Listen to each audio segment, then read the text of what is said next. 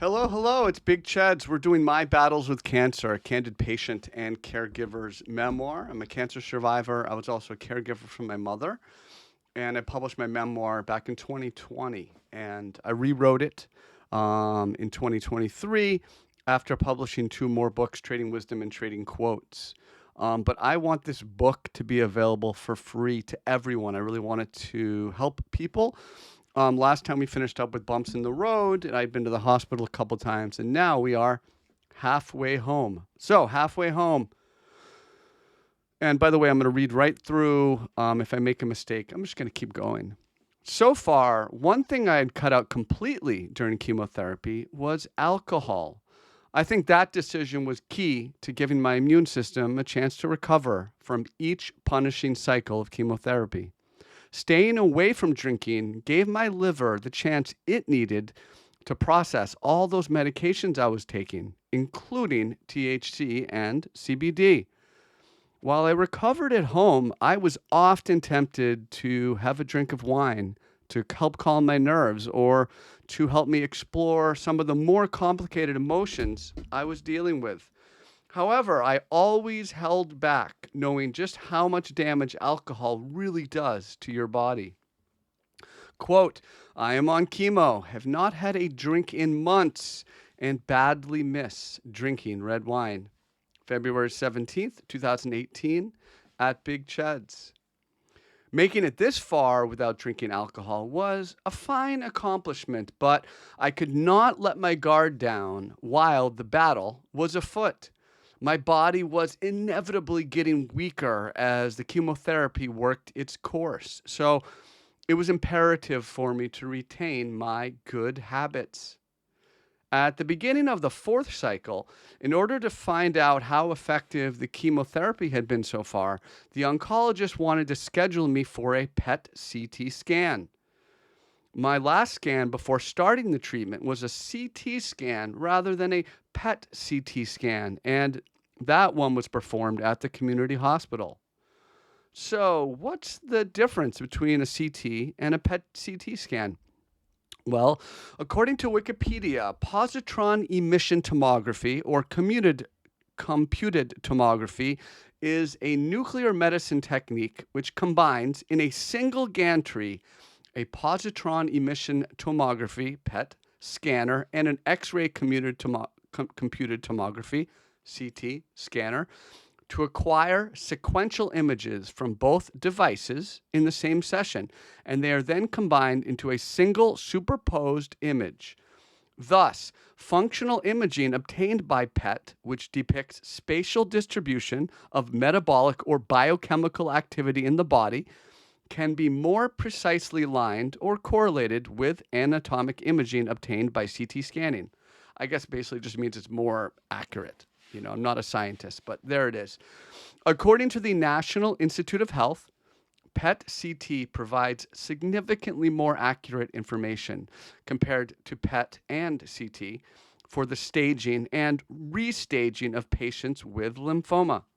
Simply put, the PET CT scan would provide greater accuracy than a regular CT scan and will allow us to see how the chemotherapy was affecting my enlarged lymph nodes.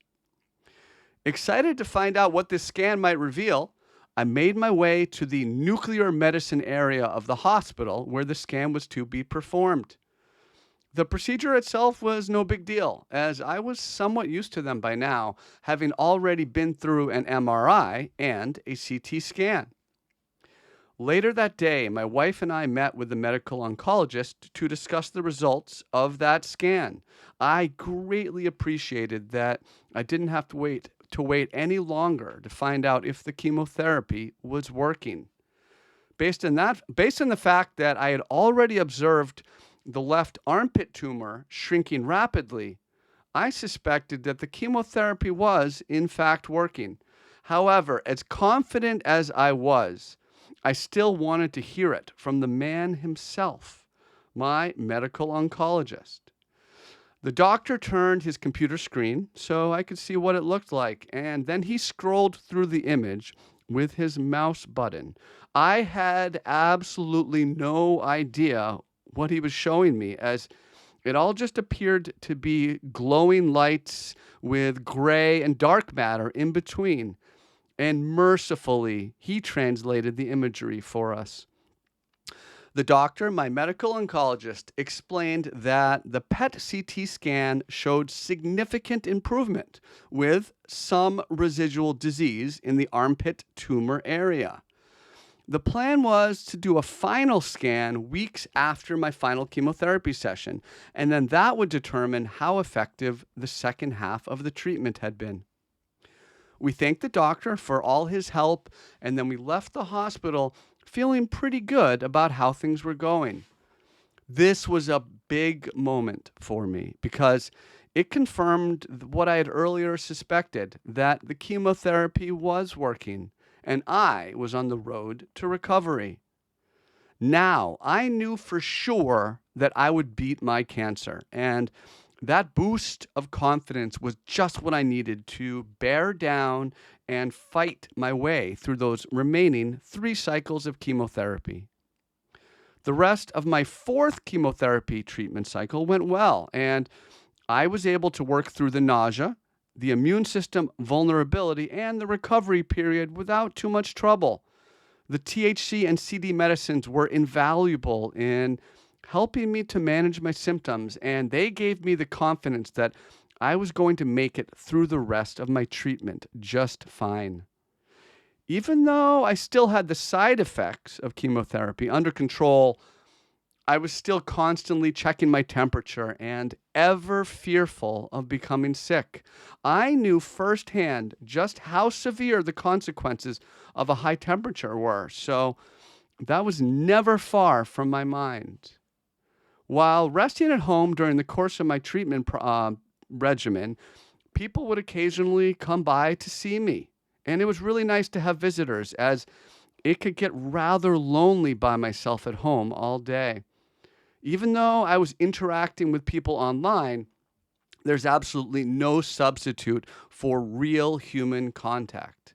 However, when friends and family were around me, I felt strange and in many ways uncomfortable. It was as if I were a leper, since I had to wear a mask and could not risk having any bodily contact with them. Part of me didn't want these people to see me in such a weak state, as I did not want to be viewed as a sick cancer patient. More than anything, I yearned for those interactions that are part of a normal life, like giving hugs, high fives, or even pats on the back. Before my diagnosis, I felt a great connection with my fellow human beings, and I was never afraid to walk up to a stranger and start a conversation so I could meet someone new.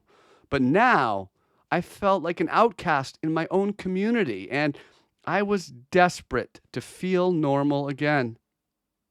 During one of those days when I was feeling like a leper and utterly disconnected from the world, something really nice happened. A high school classmate reached out and let me know that she had heard about my cancer and wanted to offer me some support. I knew of her vaguely from my youth, but I could not put a face to the name. But yet I was still greatly touched by her reaching out to me the way she did. She even mailed me a care package with a beautiful warm blanket that I used lovingly during my recovery period. It really meant a lot that someone who barely knew me when we were younger would reach out to me and be so thoughtful. That was nice.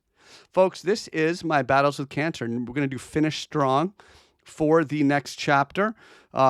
This is part of my cancer memoir I published in 2023. I published in 2020. I republished in 2023 after publishing 2 more books, Trading Wisdom and Trading Quotes. I really want this book to be available for free to everybody, so I'm recording it.